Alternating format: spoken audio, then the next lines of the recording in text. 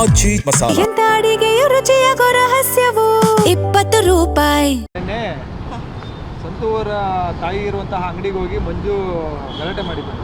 ಈ ವಿಚಾರ ಗೊತ್ತಾಯ್ತಾ ನಿಮಗೆ? ಏನು ಹೇಳ್ತೀರಿ ಸರ್? ಅದು ಮಂಜು ನೆನ್ನೆಯಿಂದ ನನಗೆ ಕಾಲ್ ಮಾಡ್ತಾಯಿದ್ರು. ಮಂಜು ನಂಬರ್ ಹೆಂಗೆ ಸಿಕ್ತು, ಹೆಂಗೆ ಕಲೆಕ್ಟ್ ಮಾಡ್ದೆ ಅಂತ ಅಂದ್ಬಿಟ್ಟು ನನಗೆ ಗೊತ್ತಿಲ್ಲ. ನಾನು 1 ತಿಂಗಳಾಯಿತು ನಾನು ಮನೆ ಬಿಟ್ಟು ಬಂದು. ಮಂಜು ಕಡೆಯಿಂದ ತುಂಬ ಟಾರ್ಚರ್ ಆಗ್ತಿತ್ತು, ಹಂಗಾಗಿ ನಾನು ಮನೆ ಬಿಟ್ಟು ಬಂದುಬಿಟ್ಟೆ. ನನ್ನ ಪಾಡಿಗೆ ನಾನು ಪಿ ಜಿಯಲ್ಲಿದ್ದೀನಿ ಈಗ. ನೆನ್ನೆ ಹೆಂಗೆ ನಂಬರ್ ಕಲೆಕ್ಟ್ ಮಾಡ್ದೆ ಅಂತ ಅಂದ್ಬಿಟ್ಟು ನನಗೆ ಗೊತ್ತಿಲ್ಲ. ನೆನ್ನೆ ಬೆಳಗ್ಗೆಯಿಂದ ನನಗೆ ಕಾಲ್ ಮಾಡ್ತಾಯಿದ್ದೆ. ಸರಿ ಅಂತ ನಾನು ಮಾತಾಡಿದೆ. ನನಗಿನ್ನು ಬೇಡ, ನೀನು ಸುಮ್ಮನೆ ಏನಕ್ಕೆ, ನನ್ನ ಜೀವನ ನಾನು ನೋಡ್ಕೊತೀನಿ ಅಂತೆಲ್ಲ ಹೇಳಿ ಚೆನ್ನಾಗೇ ಮಾತಾಡ್ಕೊಂಡಿದ್ದೆ ಸರ್ ಅವನು. ಆಮೇಲೆ ಯಾವಾಗ ಹೋಗಿ ಈ ಥರ ಜಗಳ ಮಾಡ್ದೆ ಅನ್ನೋದು ನನಗೆ ಗೊತ್ತಿಲ್ಲ. ನಾನು ಹೇಳಿದ್ದೀನಿ, ನಿನ್ಗೆ ಅಷ್ಟು ಡೌಟ್ ಇದ್ದರೆ, ನಾನೇನಾದರೂ ಸಂತು ಮನೇಲಿ ಇದ್ದೀನಿ ಅಂತಂದ್ಬಿಟ್ಟು ನಿಂಗೆ ಅಷ್ಟು ಡೌಟ್ ಇದ್ದರೆ ಹೋಗಿ ಚೆಕ್ ಮಾಡ್ಕೊ, ನಾನು ರೆಡ್ ಹ್ಯಾಂಡಾಗಿ ನಿಂಗೆ ಹಿಡಿತೀನಿ ಅಂತಂದ್ರೆ ಸರಿ ಆಯ್ತು, ಹಿಡಿದ್ಬಿಟ್ಟು ಆಮೇಲೆ ಮಾತಾಡು. ನನ್ನ ಪಾಡಿಗೆ ನನ್ನ ಜೀವನ ಕಟ್ಕೋಬೇಕು ಅಂತ ಅಂದ್ಬಿಟ್ಟು ನನ್ನ ಮಗಳನ್ನ ಕರ್ಕೊಂಡು ನಾನು ಈಚೆಗಡೆ ಬಂದಿದ್ದೀನಿ. ನನ್ನ ಪಾಡಿಗೆ ನಾನು ಜೀವನ ಮಾಡಬೇಕು ಅಂತ ಅಂದ್ಬಿಟ್ಟು ಈಚೆಗಡೆ ಬಂದಿದ್ದೀನಿ. ಯಾಕೆ ನನಗೆ ಮನೆಯಲ್ಲೂ ನೆಮ್ಮದಿ ಇಲ್ಲ, ಇಲ್ಲೂ ನೆಮ್ಮದಿ ಇಲ್ದಂಗೆ ಮಾಡ್ತಾ ಇದೆಯಾ ನೀನು? ಈ ಥರ ಎಲ್ಲ ಮಾಡಬೇಡ, ನನ್ನ ಪಾಡಿಗೆ ನನ್ನನ್ನು ಬದುಕೋದಕ್ಕೆ ಬಿಟ್ಬಿಡು ಅಂತೆಲ್ಲ ಹೇಳಿದೆ ಸರ್. ಆಮೇಲೆ ಜಗಳ ಮಾಡ್ಕೊಂಡು ಬಂದಿದ್ದಾದಮೇಲೆ ನನಗೆ ಕಾಲ್ ಮಾಡಿದ್ದಾದಮೇಲೆ ಹೇಳಿದೆ, ಈ ಥರ ನನ್ನ ಅವರಮ್ಮ ಪರಕೈಲಿ ಹೊಡಿಯೋಕ್ಕೆ ಬಂದರು, ಆಮೇಲೆ ಈ ಥರ ಎಲ್ಲನೂ ಚಪ್ಪಲಿಯಲ್ಲಿ ಹೊಡಿಯೋಕ್ಕೆ ಬಂದರು, ನೀನೇನೋ ಮಾಡಿದ್ಯಾ ಅದಕ್ಕೆ ಅವರು ಹೊಡಿಯೋಕ್ಕೆ ಬಂದಿದ್ದಾರೆ ಅಂತಂದ್ಬಿಟ್ಟು ಸುಮ್ಮನೆ. ಆಮೇಲೆ ನಾನು ಬೈದೆ, ಏನಕ್ಕೆ ಈ ಥರ ಎಲ್ಲನೂ ಇದು ಮಾಡ್ತಾ ಇದೆಯಾ ನೀನು, ಅವ್ರ ಹತ್ರ ಎಲ್ಲ ಹೋಗಿ ಏನಕ್ಕೆ ಜಗಳ ಮಾಡ್ತಾಯಿದ್ಯಾ, ಅವನಿಗೂ ನನಗೆ ಸಂಬಂಧನೇ ಇಲ್ಲ, ನನ್ನ ಪಾಡಿಗೆ ನಾನು ಜೀವನ ಮಾಡ್ತಾಯಿದ್ದೀನಿ ನನ್ನ ಮಗಳನ್ನ ಕರ್ಕೊಂಡು, ನನಗೂ ಅವ್ನಿಗೂ ಸಂಬಂಧನೇ ಇಲ್ಲ, ಏನೂ ಇಲ್ಲ, ಏನಕ್ಕೆ ಸುಮ್ಮನೆ ಅವ್ರ ಅಮ್ಮನ ಮೇಲೆ ಎಲ್ಲನೂ ಕೈ ಮಾಡ್ತಿದ್ಯಾ, ಅವ್ರ ಅಮ್ಮನಿಗೆಲ್ಲ ಏನು ಕೊಡಿತಾ ಇದೆಯಾ ನೀನು ಅಂತ ಕೇಳಿದ್ದಕ್ಕೆ, ನಿನಗೂ ಅವ್ನಿಗೂ ಸಂಬಂಧನೇ ಇಲ್ವಾ ಅಂತಂದು, ಇಲ್ಲ ನನಗೂ ಅವ್ನಿಗೂ ಕಾಂಟ್ಯಾಕ್ಟೇ ಇಲ್ಲ ಅಂತ ಅಂದಮೇಲೆ ಮತ್ತೆ ಇನ್ನೇನಕ್ಕೆ ಇಲ್ಲದೆ ಇರೋದನ್ನೆಲ್ಲ ಮಾತುಗಳು ಮಾತಾಡ್ತಾ ಇದೆಯಾ ಅಂತೆಲ್ಲ ಹೇಳಿದೆ. ಸರಿ ಆಯಿತು ಬಿಡು, ಎಲ್ಲೋ ಇದೆಯಾ, ಚೆನ್ನಾಗಿರು, ಆರಾಮಾಗಿದ್ಕೋ, ಹಂಗೆ ಹಿಂಗೆ ಅಂತಂದ್ಬಿಟ್ಟು ಹೇಳಿದೆ ಸರ್ ಅವನು. ಈಗ ನಿನ್ನೆ ಓದೋಂಥ ಸಂದರ್ಭದಲ್ಲಿ ಈಗ ಸಂತೂರ್ ಜೊತೆಗೆ ನೀವಿಲ್ಲ, ಇನ್ನೆಲ್ಲಿದ್ದೀರಿ, ಎಲ್ಲಿದ್ದೀರಿ ಸರ್? ನಾನು ಪಿ ಜಿಯಲ್ಲಿದ್ದೀನಿ. ಬೇಕಾದರೆ ಅಲ್ಲಿ ಬಂದು ಕೇಳ್ಕೊಳ್ಳಿ, ನಾನು ಯಾವ ಡೇಟು ನಾನು ಮನೆ ಬಿಟ್ಟನೋ ಅದೇ ಡೇಟಿಂದ ಕರೆಕ್ಟಾಗಿ ನಾನು ಇದುವರೆಗೂ ನಾನು ಪಿ ಜಿಯಲ್ಲೇ ಇದ್ದೀನಿ. ಕಷ್ಟನೋ ಸುಖನೋ ಯಾವುದೋ ಕೆಲವೊಂದು ಪ್ರಮೋಷನ್ ಬರ್ತಾ ಇದೆ, ಪ್ರಮೋಷನ್ ಮಾಡಿಕೊಂಡು ನನ್ನ ಪಾಡಿಗೆ ನಾನು ಜೀವನ ಮಾಡ್ಕೊಂಡಿದ್ದೀನಿ ಸರ್. ಈಗ ನೀವು ಸಂತೂರ್ ಜೊತೆಗೆ ಬಂದಂಥ ಸಂದರ್ಭದಲ್ಲಿ ಮತ್ತೆ ಮಕ್ಕಳ ಭವಿಷ್ಯಕ್ಕೋಸ್ಕರ ನೀವು ಮಂಜು ಜೊತೆಗೆ ಹೋದ್ರಿ? ಹೌದು ಸರ್. ಇವಾಗ ನಂಗೆ ಸಂತು ಬೇಡ ಅಂತ ಅಂದ್ಬಿಟ್ಟು ನನ್ನ ಮಕ್ಕಳ ಜೀವನಕ್ಕೋಸ್ಕರ ನಾನು ಹೋದೆ.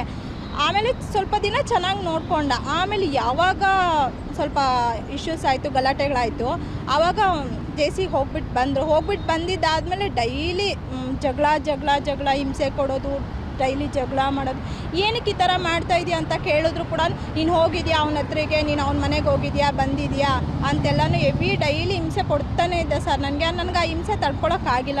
ನಾನೇನು ಮಾಡಿದೆ, ನನ್ನ ಮನೆ ಬಿಟ್ಟು ಬರೋಕ್ಕೆ 1 ವಾರಕ್ಕೆ ಮುಂಚೆ ನಾನು ಬನ್ನೇರುಘಟ್ಟ ಸ್ಟೇಷನ್ಗೆ ಹೋಗ್ಬಿಟ್ಟು ಕಂಪ್ಲೇಂಟ್ ಮಾಡಿದೆ. ನಾನು ನೈಟು 3:30 ಟೈಮ್ ಅಂಥ ಟೈಮಲ್ಲಿ ಹೋಗ್ಬಿಟ್ಟು ನಾನು ಕಂಪ್ಲೇಂಟ್ ಮಾಡಿದೆ. ಯಾಕಮ್ಮ ಏನಾಯಿತು ಅಂತ ಕೇಳಿ, ಸರ್ ಇವ್ನು ಹೆವಿ ಟಾರ್ಚರ್ ಕೊಡ್ತಿದ್ದಾನೆ, ನನಗೆ ಸಹಿಸ್ಕೊಳಕ್ಕಾಗ್ತಲ್ಲ, ನನ್ನ ಮಗಳನ್ನ ಕರ್ಕೊಂಡು ನನ್ನ ಜೀವನ ನಾನು ಮಾಡ್ಕೊತೀನಿ, ಇವ್ನು ನನಗೆ ಬಿಲ್ಕುಲ್ ಬೇಡ ಸರ್, ಇವನಿಂದ ನಾನು ಎಲ್ಲಾದರೂ ಹೋಗ್ಬಿಟ್ಟು ನನ್ನ ಪಾಡಿಗೆ ನಾನು ಪಿ ಜಿ ಮಾಡ್ಕೊಂಡು ನಾನು ಜೀವನ ಮಾಡ್ತೀನಿ ಅಂತೆಲ್ಲ ಹೇಳಿಬಿಟ್ಟು ನಾನು ಬಂದೆ. ಏನೋ ಹೋಗಮ್ಮ, ಮಕ್ಕ ನೋಡ್ಕೊಂಡು ಹೋಗು ಅಂತ. ಆಯಿತು ಸರಿ ಆಯಿತು ಅಂತ ಅಂದ್ಬಿಟ್ಟು ಕಂಪ್ಲೇಂಟ್ ಒಂದು ಇರಲಿ, ಯಾವುದಕ್ಕೂ ಇವನು ನಂಬೋಕ್ಕಾಗಲ್ಲ ಅಂತ ಅಂದ್ಬಿಟ್ಟು ಕಂಪ್ಲೇಂಟ್ ಕೊಟ್ಬಿಟ್ಟು ನಾನು ಬಂದುಬಿಟ್ಟೆ ಮನೆಗೆ.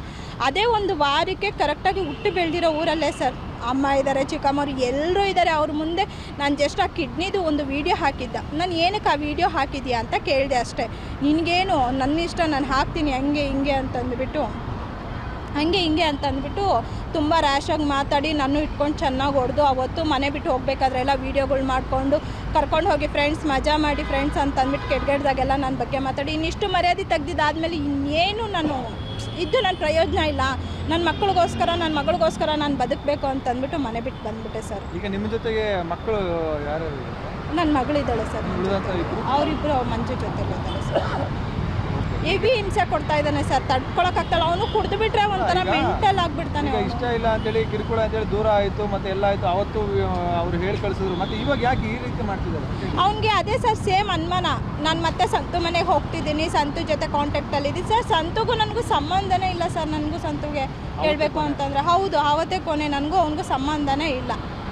ಏನು ಸರ್, ಏನು ಪ್ರೂಫ್ ಇಟ್ಕೊಂಡು ಏನು ಇದು ಮಾಡ್ತಾ ಇದ್ದಾನೆ? ಒಂದೊಂದು ವಿಡಿಯೋನಲ್ಲಿ ನನಗೆ ಹೆಂಡತಿ ಬೇಕು ಅಂತಾರೆ, ಒಂದು ವಿಡಿಯೋನಲ್ಲಿ ನನಗೆ ಹೆಂಡತಿ ಬೇಡ ಅಂತಾರೆ. ಏನಿದು? ಅವನು ಒಂಥರ ಮೆಂಟಲ್ ಆಗಿಬಿಟ್ಟಿದ್ದಾನೆ ಸರ್. ಅವನು ಜೇಸಿಯಿಂದ ಬಂದಾಗಿಂದ ಮೆಂಟಲ್ ಆಗಿಬಿಟ್ಟಿದ್ದಾನೆ. ಅವ್ನಿಗೆ 5 ನಿಮಿಷ ಮಾತಾಡಿದ್ದೀನಿ, 5 ನಿಮಿಷಕ್ಕೆ ಏನು ಮಾತಾಡ್ತಾ ಇದ್ದೀನಿ ಅಂತ ಅವನಿಗೆ ಗೊತ್ತಾಗ್ತಾ ಇಲ್ಲ. ಆ ಥರ ಮಾಡ್ತಾ ಇದ್ದಾನೆ.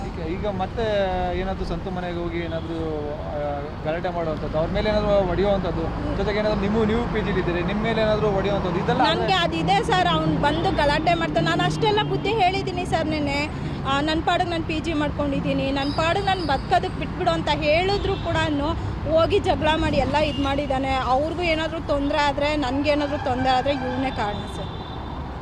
ತುಂಬ ಹಿಂಸೆ ಕೊಡ್ತಾನೆ, ಹೇಳೋಕ್ಕಾಗಲ್ಲ ಸರ್, ಅಷ್ಟು ಹಿಂಸೆ ಕೊಡ್ತಾನೆ. ನಾನು ಅದಕ್ಕೆ ಅಲ್ವಾ ಮಕ್ಕಳು ಅಂತ ಅಂದ್ಬಿಟ್ಟು ಅಷ್ಟು ನಾನು ಯೋಚನೆ ಮಾಡಿ ಮಕ್ಕಳಿಗೋಸ್ಕರ ನಾನು ಹೋದರೂ ಕೂಡ ಅವ್ನು ನಿತ್ಯ ಅದೇ ಟಾರ್ಚರು, ಅದೇ ಇದು ಸರ್ ಅವನು.